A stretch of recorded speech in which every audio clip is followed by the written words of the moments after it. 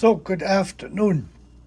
This is now my first attempt at a cooking video, and we're gonna make something really simple, and it is a beef tartare. And I wanted to show you on how you can do this when you operate on a shoestring budget. And let me start with the egg. So let me start with the egg, and we need the egg yolk, and we want to check this because we eat this basically raw, and you can see through the egg if you do this with a light like this here. And now you can check the egg for any impurities in there which would point to a salmonella or bacterial infection inside the egg. This is how you check a egg for any type of thing you don't really want it in there, so you can eat this raw. This egg is good. This is how you check an egg. Let me turn that off. Then we need a half a not an onion, what are they called now, shallot, half a shallot. And then I went and I got some beef, which we call in America breakfast steak, which is usually top round. It's very tender, and you can see it has hardly any marbling in there, which is really ideal. So this comes very close to filet mignon, but if you see this here, at a fraction of the price. And I usually use 2 or 3 slices, and I cut them up with a knife. Then we have, of course, mustard, Dijon mustard, and that is the original Miley. I prefer this. Let me just show you a couple other ones.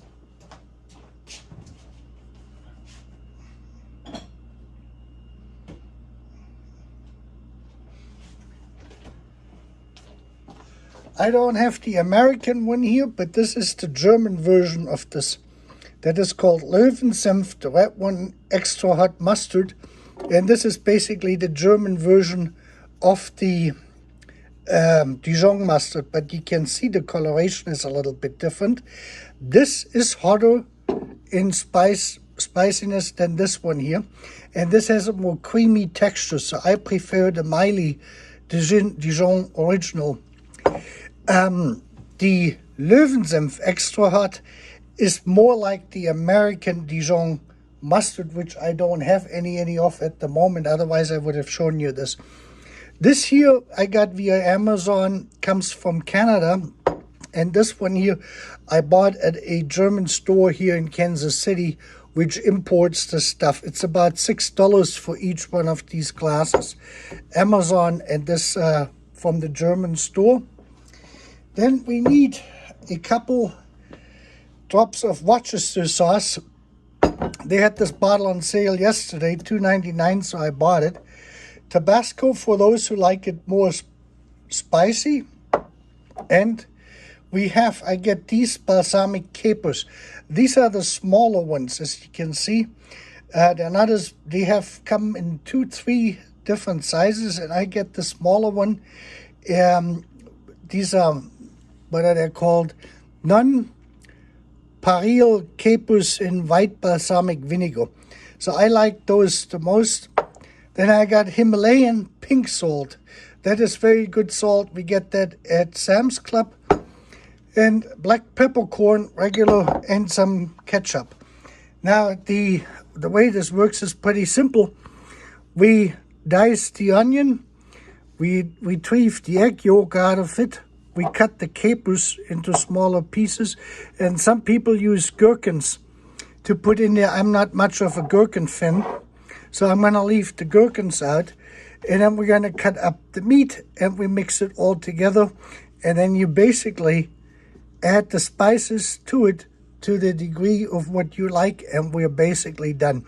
It's a real simple recipe. I'm not going to show you how to dice the salad or how to cut the beef into pieces, because I don't really have enough room here at the moment in my little kitchen. This is our secondary kitchen where I'm doing this, so you can see this. I will show you when I have cut everything apart and we're mixing it together.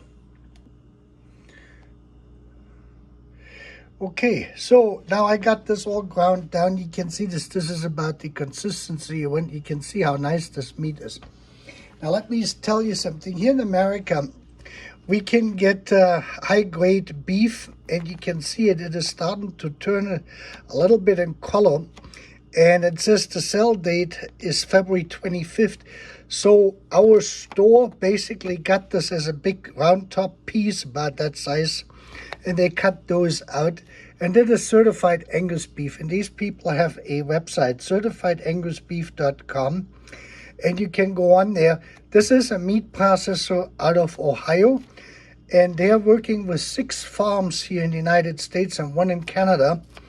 I think Iowa, South Carolina, New York, and the farm up in Canada. There might be a couple more. You can check out their website. This beef is excellent in quality and freshness. And of course, all of this stuff is inspected. So we're getting inspected food. And we have inspected our egg with the light. That is something you got to do. If you see little shadows on the inside in that yellowish area, that means that you have salmonella in there, or you have, some type of a virus or bacterial impurities in there, and you should not be eating that egg to begin with. I check all of my eggs, regardless where they come from, like this, to make sure that the eggs are clear. So let me mix it right now. Since we don't have the gherkins, that's really all what you mix together, and then you add the ingredients to it. You can add ketchup to it if you like to, or you can use Worcester sauce. I will show this here in a minute when I mix this all together, but I wanted to just show you this with the meat. So we're good to go.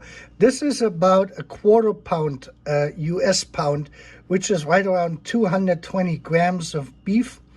And this is half a shallot. I got the other half here, and I think that will be enough. And I like them in that size, so this way you can taste them better. You can either make this finer than this, or you can leave it in this consistency. I prefer it like this. And of course, I had forgotten to show you the capers, but here they are. I cut them into this size, and they're going in here now. And if you have gherkins, you would add the gherkins at this point. So that's it. Now we're going to get us a spoon, and we're just basically working this all together. Yeah. Some people like it finer. I like it more coarse, like this here, because I think it gives you a lot of better taste. I almost forgot the olive oil. The next thing now in here is the olive oil. You have 2 choices. You can either add the olive oil now. That will stop the basically the marinating effect from the salt brine from the capers. You don't really need much. This is just a standard one we get here. You know, there's nothing in it. You don't need very much to it. About like this. It gives us some texture. We can get this here mixed around.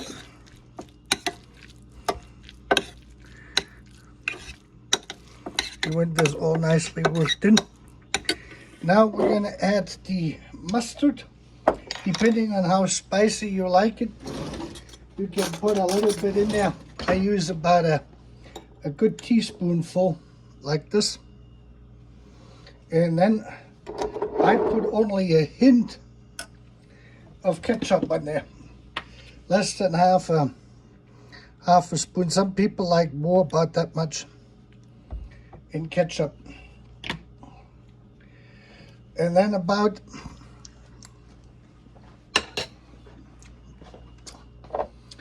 about 1 drop to 2 drops of that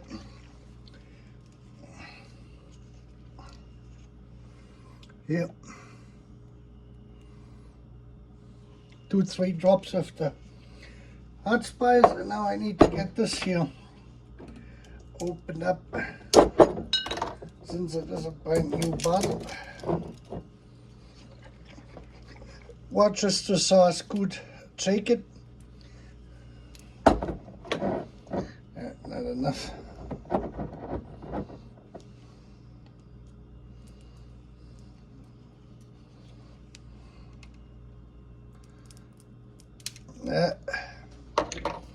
Wasn't fully prepared for it, but we're getting there. There we go. Now we'll get this thing open up. Does it have a lid? Yes. Just a second.